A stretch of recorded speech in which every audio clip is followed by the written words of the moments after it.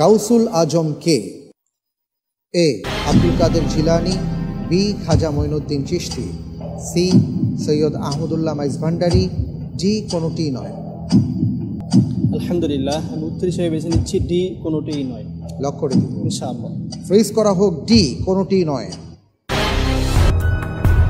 সঠিক উত্তর আলহামদুলিল্লাহ। আসলে গাউসুল আজম মানে কি? জাযাকুমুল্লাহু খায়রা।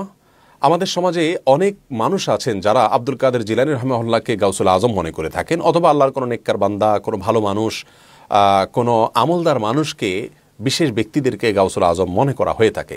গাউসুল আজম শব্দের অর্থ হলো সবচেয়ে বড় ত্রাতা, সবচেয়ে বড় ত্রাণকর্তা, সবচেয়ে বড় সাহায্যকারী এবং সবচেয়ে বড় রক্ষাকর্তা। এই বিষয়টি শুধুমাত্র আল্লাহ সুবহানাহু ওয়া তাআলার শানেই একজন মুসলিম সাব্যস্ত করতে পারেন, অর্থাৎ আল্লাহ সুবহানাহু ওয়া তাআলাই হলেন আমাদের সবচেয়ে বড় সাহায্যকারী, তিনি হলেন একমাত্র ত্রাণকর্তা, রক্ষাকর্তা। এটি অন্য কারোর সঙ্গে কোনো অবস্থাতেই ফিট হয় না।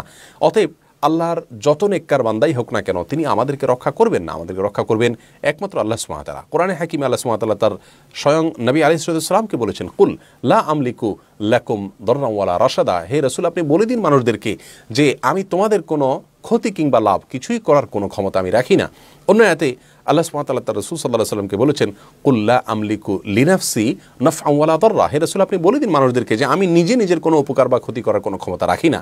নবী আলাইহিস সালামের বিষয়টি যদি এরকম হয়, তাহলে অন্য কেউ কিভাবে আমাদের সবচেয়ে বড় ত্রাণকর্তা হতে পারে? এক কথায় আমাদের আল্লাহ সুবহানাহু ওয়া তাআলা কারোর মাধ্যমে অলৌকিক কোনো বিষয় ঘটাতে পারেন, সেটি সম্পূর্ণ আল্লাহর ইখতিয়ারাধীন বিষয়, কিন্তু কারোর কাছে সংরক্ষিত কোনো ক্ষমতা নেই যেটা ব্যবহার করে তিনি যে কোনো বিপদ আপদ থেকে মানুষকে রক্ষা করতে পারেন। যদি তাই হতো, তাহলে উহুদের ময়দানে প্রিয় নবী সাল্লাল্লাহু আলাইহি সাল্লামের দাঁত যখন ভেঙে গেল, তিনি সেটা থেকে নিজেকে রক্ষা করতে পারতেন।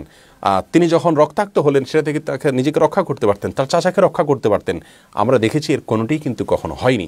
হ্যাঁ, তার মাধ্যমে অলৌকিক কিছু বিষয় ঘটেছে যেগুলো তার মুআজিজা ছিল, সমস্ত নবী রাসূলদের মুআজিজা থাকে, সেটি সম্পূর্ণ আল্লাহ তাআলার ইখতিয়ারাধীন বিষয়, সেটি তার হাতে সংরক্ষিত কোনো ক্ষমতার বলে নয়।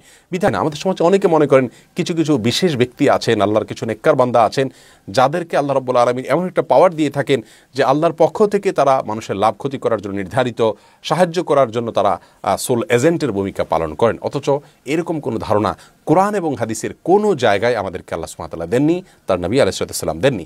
আমরা প্রতি রাকাত সালাতে বলি ইয়্যাকা না'বুদু ওয়া ইয়্যাকা নাস্তাঈন। আল্লাহ, আপনার ইবাদত করছি, আপনার কাছেই সাহায্য চাই, আপনার কাছেই সাহায্য চাই, অন্য কারোর কাছে না। আব্দুল ইবনে নেককার বান্দারকে আমরা অনুসরণ করব তার ভালো কাজের, তার কাছ থেকে ভালো কাজের দীক্ষা নেব, কোরআন হাদিসের আলোকে তিনি আমাদেরকে পথ দেখাবেন, সেটা আমরা অনুসরণ করব এবং তার সান্নিধ্য আমরা অর্জন করব, তার সান্নিধ্য থেকে ভালো মানুষ হওয়ার চেষ্টা করব, কিন্তু তার কাছ থেকে লাভ ক্ষতির আশা আমরা করব না।